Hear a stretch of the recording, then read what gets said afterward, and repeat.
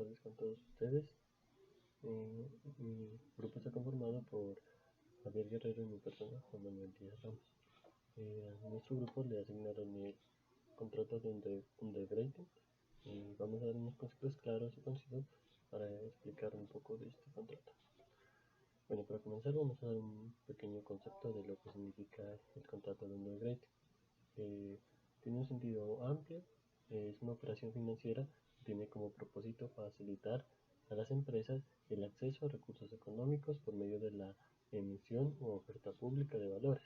Esto quiere decir que varias entidades financieras se obligan a colocar en el mercado de capitales pudiendo o no haberlos suscrito primeramente, y que involucran una serie de asesoramientos y estudios en relación con la estructuración financiera de tal emisión. Bueno, eso tiene que decir que tiene unas apartes de generalidad del concepto, que da una desembocadura en distintas modalidades, como que el contrato de underwriting es firme, y también tiene una garantía, y también posee el mejor esfuerzo, y que el contrato de underwriting es a todo o nada. Bueno, podemos continuar diciendo que el contrato de underwriting en firme se presenta como las entidades financieras que funcionan como underwritings o agentes colocadores, también se los puede llamar, se obligan a suscribir todo o parte de la emisión y posteriormente ofrecer los valores del público inversionista. Esto puede llevar unas condiciones de precio que se ven establecidas en el contrato respectivo, con el propósito de obtener un provecho económico a partir del margen de compra al emisor y de venta de mercado.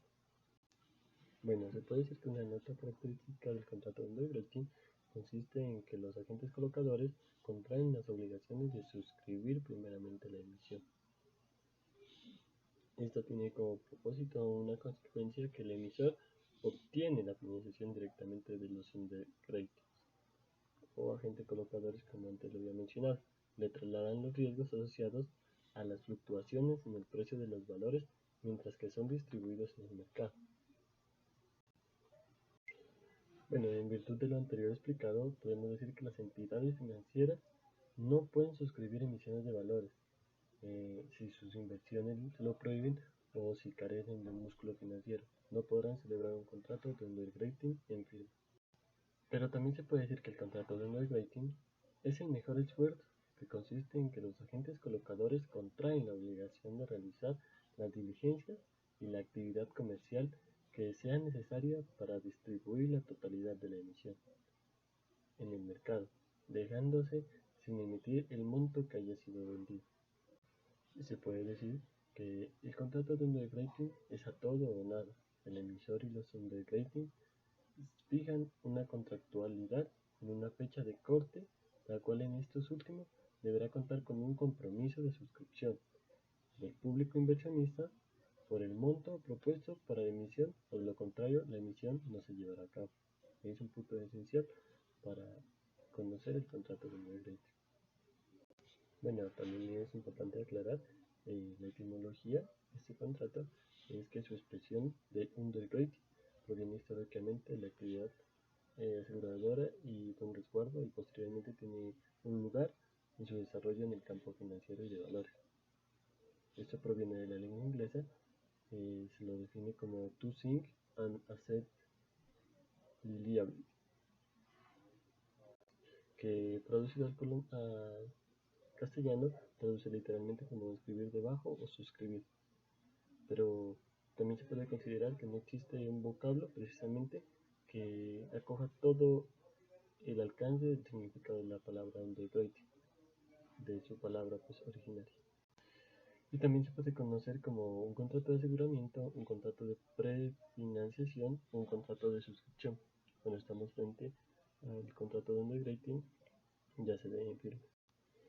Es muy importante resaltar que en la doctrina internacional se hace un énfasis a la función práctica de este tipo de contratos, y se dice que tiene unos rasgos muy parecidos en la materia jurídica con el de prefinanciamiento o con el de colocación, pero se debe decir que tienen unas diferencias que lo hacen al contrato de crédito más conciso y más acorde con la emisión de las empresas.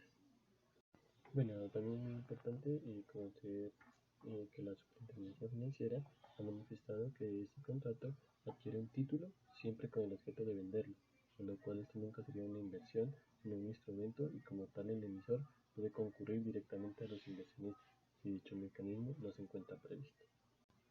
De igual manera, se dicen que son operaciones por cuenta propia en el mercado secundario de valores, realizado por los comisionistas de bolsa de valores con el objeto de imprimirle liquidez y estabilidad al mercado, atendiendo ofertas o estimulando y abasteciendo demandas, con el propósito de reducir los márgenes entre el precio y la demanda de la oferta. Bueno, también se puede decir que desde un punto de vista de tipo objetivo, la mercantilidad y el contrato de underwriting se da por la adquisición de bienes o títulos onerosos, con el destino de enajenarlos en igual forma, por negociación de títulos valores, así como la compra para reventa de los mismos, o una operación bancaria o de la bolsa. Y la naturaleza de este mercado dan las diferentes modalidades del contrato de underwriting, que tiene como contenido obligacional distintos sentidos. Por lo tanto, para mayor precisión, voy a darle un análisis a la naturaleza jurídica del contrato de underwriting. Bueno, como lo mencioné al principio del video, el, el contrato de underwriting es en firme. Esto quiere decir que el emisor se obliga a emitir y a enajenar los valores, y a cambio de ello los agentes colocadores se obligan a transferir el precio de suscripción por los títulos y colocarlos en el mercado. También se puede decir que el contrato de underwriting es el mejor esfuerzo. Con esto queremos decir que el emisor encarga a los underwriting la realización de gestiones comerciales dirigidas a concretar negocios jurídicos con inversionistas con el objeto de distribuir los valores entre el mercado. Una parte esencial del contrato de underwriting que es a todo o nada. Esto podemos decirlo que nos remitimos a nuestras consideraciones presentadas con respecto al contrato de underwriting, al mejor esfuerzo, en donde concluimos que se está presenciando un contrato de comisión mercantil teniendo en cuenta que el contenido obligacional de ambas modalidades contractual es el mismo. Y podemos decir que el contrato de underwriting es garantizado. Los underwritings se obligan a realizar sus mejores esfuerzos para colocar la totalidad de los valores en el mercado y a suscribir subsidiariamente los títulos emitidos que no logren ser vendidos en el mercado. Bueno, también quiero hablar sobre los requisitos para la validez, que lo nombra como la capacidad, que es una parte referida a la voluntad manifiesta, puesto que la capacidad legal para ser sujeto a este contrato deviene a la especialísima normas de orden público, las cuales establecen expresamente las personas jurídicas autorizadas a emitir valores y asimismo las autorizadas a colocarlos. Bueno, también como en la mayoría de todos los contratos tenemos que recalcar que se debe mirar que haya una ausencia de vicios. Esto quiere decir que los vicios de la voluntad son la fuerza mayor y caso fortuito, el error y el dolo, hablando del presente contrato.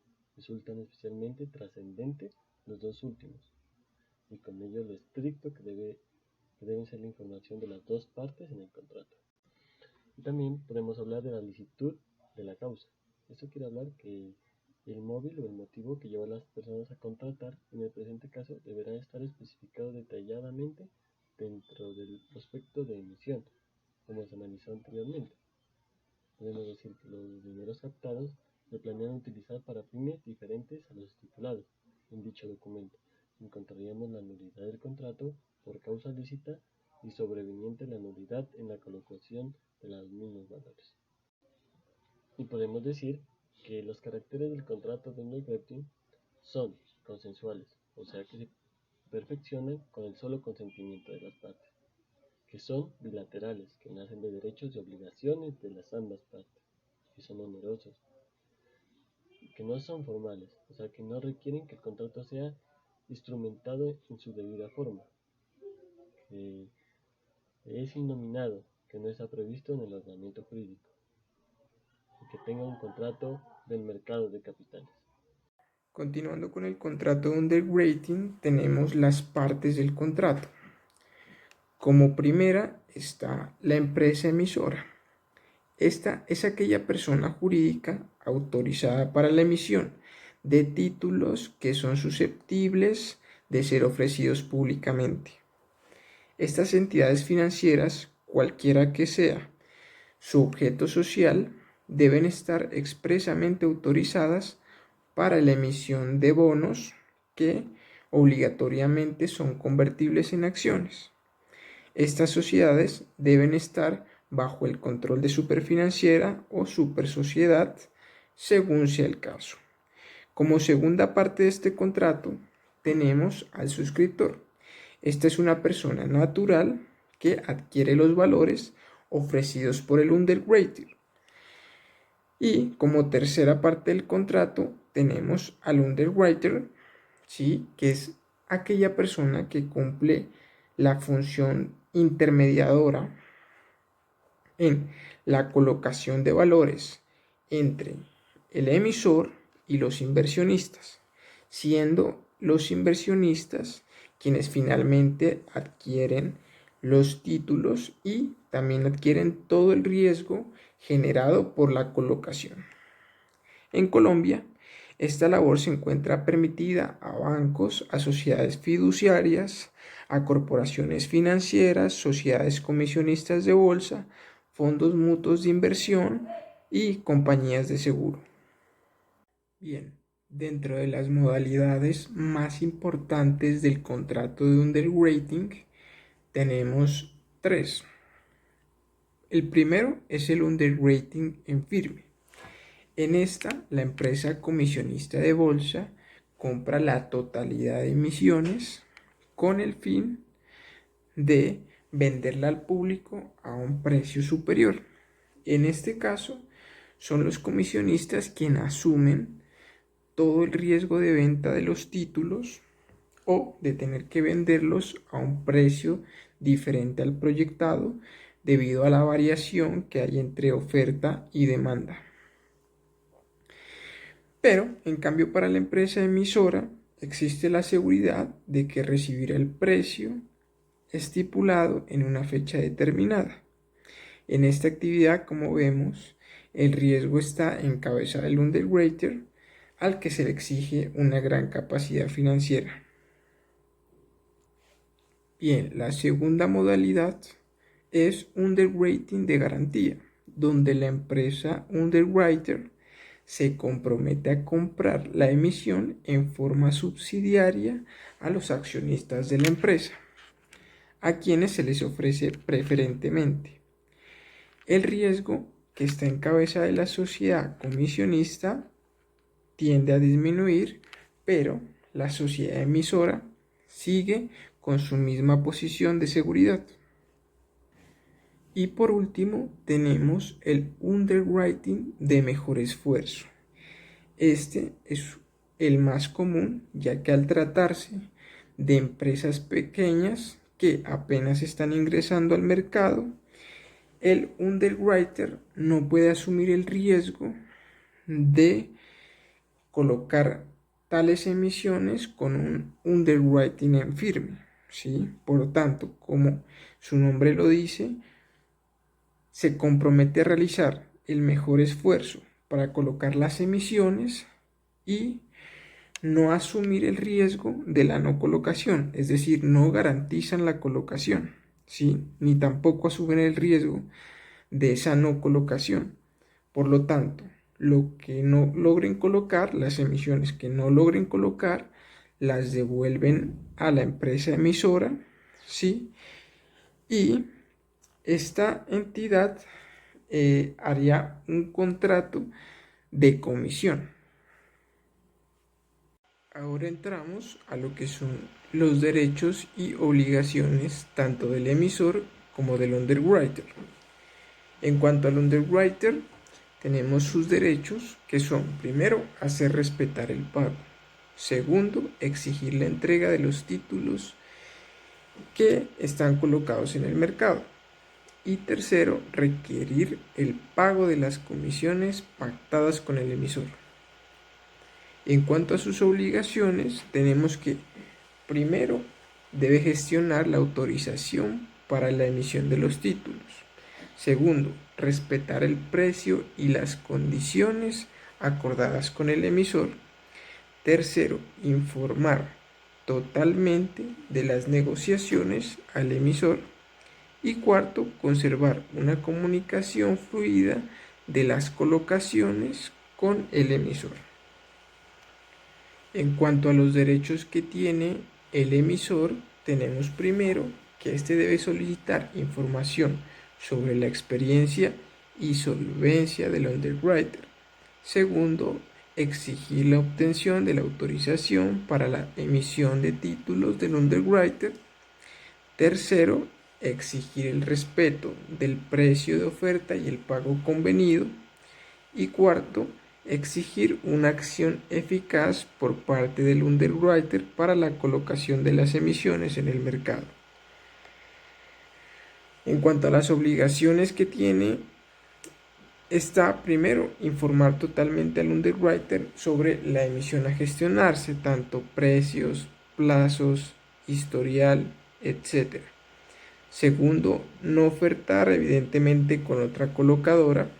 Tercero, no vender títulos valores ya ofertados dentro del plazo acordado o convenido. Después tenemos otro que es pagar la comisión convenida sobre el monto total de la emisión. Tenemos pagar gastos operativos y notificar al underwriter los cambios que se hayan producido desde la oferta por el tema de la variación de oferta y demanda. Bien, en cuanto al proceso de la contratación en underwriting y para los efectos de realizar esta negociación, se da un proceso compuesto de los siguientes elementos. Primero, se da un estudio de las necesidades financieras del emisor. Segundo, se da un asesoramiento de conformidad con la situación financiera. Tercero, un diseño de la emisión de títulos valores tomando en cuenta las necesidades de la empresa y las condiciones de mercado.